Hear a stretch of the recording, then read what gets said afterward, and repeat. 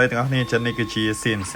1212ដែលប្រពាក់ជាមួយនឹង DDCS ចឹងការប្រើប្រាស់ DDCS នេះគឺជា controller ដែលយើងគ្រាន់តែដាក់ flash ទៅយើងអាចបញ្ជាម៉ាស៊ីនផ្ទាល់តែម្ដងអញ្ចឹងយើងអាចបាច់ចាំភ្ជាប់កុំព្យូទ័រទេហើយបងប្អូនយើងឆ្ងល់ច្រើនមែនតើថាចុះបើអញ្ចឹងយើងអាចភ្ជាប់មួយកុំព្យូទ័របានសម្រាប់បញ្ជាអត់អញ្ចឹងចង់បញ្ជាក់ថានេះគឺយើងអាចភ្ជាប់ជាមួយកុំព្យូទ័រទេគឺយើងប្រើតែ flash ផ្ទាល់តែម្ដងឬក៏យើងដាក់ flash ហើយយើង copy file ទុកចូល controller ហ្នឹងឬក៏ទុកចូលម៉ាស៊ីនសម្រាប់បងប្អូនដែលប្រើប្រាស់ច្រើនខ្ញុំណែនាំឲ្យបងប្អូនប្រើជាទម្រង់ប្រភេទជា controller បែបនេះព្រោះយើងរ៉ាំយូរម៉ោងប៉ុណ្ណាក៏វាគ្មានបញ្ហាជាមួយនឹងកុំព្យូទ័រដែរយើងអាចបាច់ចាំខ្វល់ថាកុំព្យូទ័រត្រូវដាច់ខ្សែ USB ទេសម្រាប់មួយឈុតនេះគឺតម្លៃខ្ទង់ 2000 ស្ដើងទេអញ្ចឹងបងប្អូនដែលត្រូវការជាមួយនឹងຂະຫນាតពាក់កណ្ដាលស្លឹកបងប្អូនអាចតាក់ទងមកបានចូល Process Device Telegram ទៅគឺយើងអាច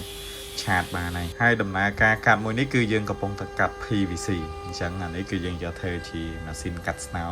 ចាំបងប្អូនដែលស្គាល់ម៉ាស៊ីនកាត់ស្នោ Process Device គឺអាចដឹងហើយថាឥឡូវយើងអាប់ដេតចូលមកជំហានថ្មីគឺម៉ាស៊ីនកាត់ស្នោរបស់យើងមាន PVC នៅខាងលើដើម្បីដាក់ស្នោទៅត្រទៅគៀបនៅកន្លែងហ្នឹងផ្ទាល់តែម្ដងអញ្ចឹងកាន់ថារបៀបនៃការដាក់បងប្អូនសម្រាប់ម៉ាស៊ីនកាត់ស្នោអាប់ដេតថ្មីគឺយើងប្រើជីទូដែកលាយជាមួយលុយមីញ៉ូមហើយប្រើជាមួយនឹងលីនីរៀលឬក៏ហៅថារ៉ៃបងប្អូនយើងជិតហៅហើយសម្រាប់ប៊ូតុងបិទបាក់នេះប្រើជាលក្ខណៈក្រហមចេះតែម្ដងអញ្ចឹងចាប់ពីគ្រឿងក្រោយទៅថ្មីគឺចេញម៉ូដបែបនេះហើយបងប្អូនគឺម៉ូដថ្មីតែម្ដងបាទ27បាទអញ្ចឹងកំពុងនិយាយពីម៉ាស៊ីន CNC ឥឡូវប្រម៉ូទឈោម៉ាស៊ីនកាត់ស្នោបងប្អូនអញ្ចឹងអត់ភ្លេចទេបើថាបងប្អូនដែលមានតម្រូវការទៅដល់ម៉ាស៊ីនបងប្អូនអាចឆាតសួរបានទៅដល់នឹង software ដែលយើងគួរទៅរៀនឲ្យគេហើយយើងមានការណែនាំអញ្ចឹងបងប្អូនដែលមានតម្រូវការអញ្ចឹងអាចកុំភ្លេចបើសិនជាយើងចង់ប្រើម៉ាស៊ីនហើយគឺថាព្យាយាមប្រើទៅគង់តែអាចចេះប្រើទេហើយខ្ញុំអាចធ្លាប់និយាយបានថាបើរៀនអ្នកដែលគាត់អត់ដែរទៅប្រើកុំព្យូទ័រទៀតមកប្រើ